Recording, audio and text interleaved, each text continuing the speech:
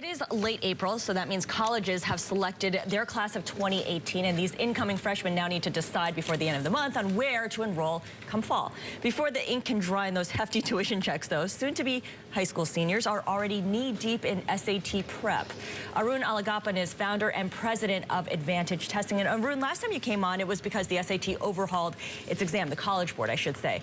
Talk to us about the purpose of a standardized test like the SAT.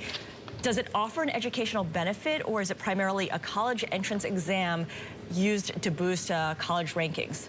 Well, thanks for having me back. The SAT is a test that is, of course, a portal test for college admission. It has a couple of different purposes. One is to give a standardizing metric for students across the country so that grade inflation, for example, will be diminished. And the effects of grade inflation will be diminished. The SAT also has the purpose of serving as a college readiness exam. And I think the big changes in the SAT have to do with the disjunction between the preparedness of students for college and, in fact, by the time they get to college, they find out that they're not prepared. So the SAT actually gets them ready.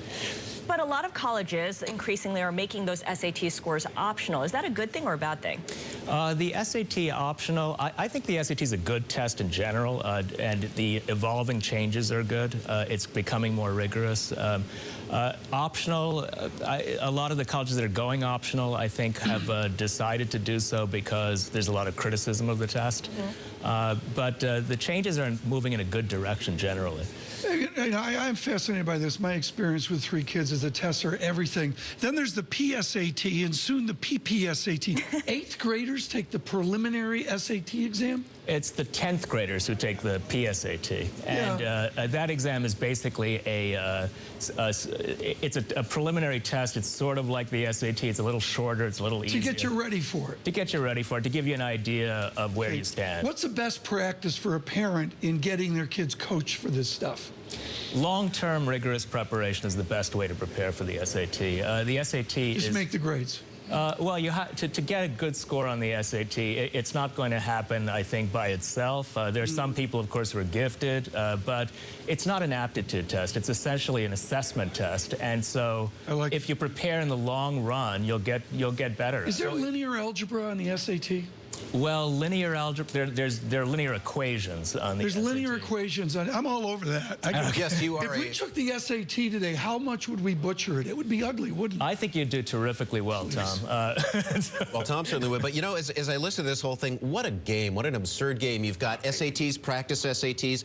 You've got grade inflation, and yet they're dropping But that's why the SAT, but that's precisely right. That's why the SAT. It's a game. But so they're dropping the grades don't matter anymore. Well, but guess what? Now everybody's prepping for it, all right? And yet they're dropping the writing. Why are they dropping the writing, which is the one thing where people distinguish themselves? Well, they're not dropping the writing. It's an optional test at this point. It's an optional essay, and it's in fact going to be more difficult and challenging. It's a 50-minute essay instead of a 25-minute essay.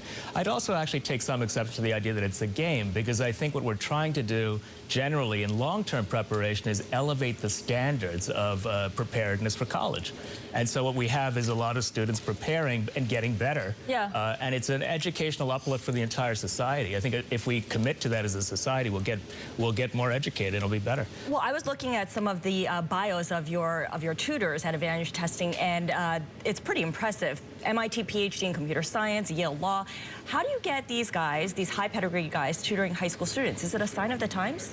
Well, a sign of the times, I think, is that people are looking for emotional resonance in their work. I think when you help kids get that aha moment and they end up improving their lot in academics, that's a very compelling aspect to one's job, and it's highly compensated. Highly compensated as well. Very necessary in this job market. All right, Arun Alagappan, he is CEO and founder of Advantage Testing. Coming up. All right, we're here with us with Arun Alagappan, founder and president of Advantage Testing. We're talking about colleges, about college prep. Arun, Advantage Testing has been tutoring kids for 28 years now. During that time period, college tuition and costs have skyrocketed, and we've seen a lot of people start to question the value of a college education, even with those elite degrees.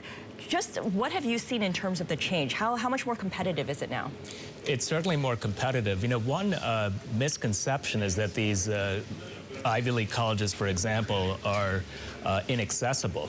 In fact, they have very robust financial aid packages. So the average student, for example, who goes to Princeton University and is on financial aid is paying $15,000 and graduates without a loan. Okay, but these are elite schools. Right now, there's a kid out there deciding between Georgetown, Notre Dame, and Boston College, just to pick one axis. They're not going to get that package, are they? They're going to have to write out 45 or 50 grand a year. 60. I think, yeah, excuse me. You know, I come from a family where the tuition for my law school, my brother's medical school, my younger brother's graduate school, my sister's college was actually greater than my father's United Nations salary. And so we believe in education. We believe in the value of education and its potential not only for socioeconomic mobility, but for self-edification. Very quickly, Howard Ward, very quickly, do you believe in the SATs? You interview people. Yeah, I do. Day. I think that, you know, the rich kids get lots of one-on-one tutoring.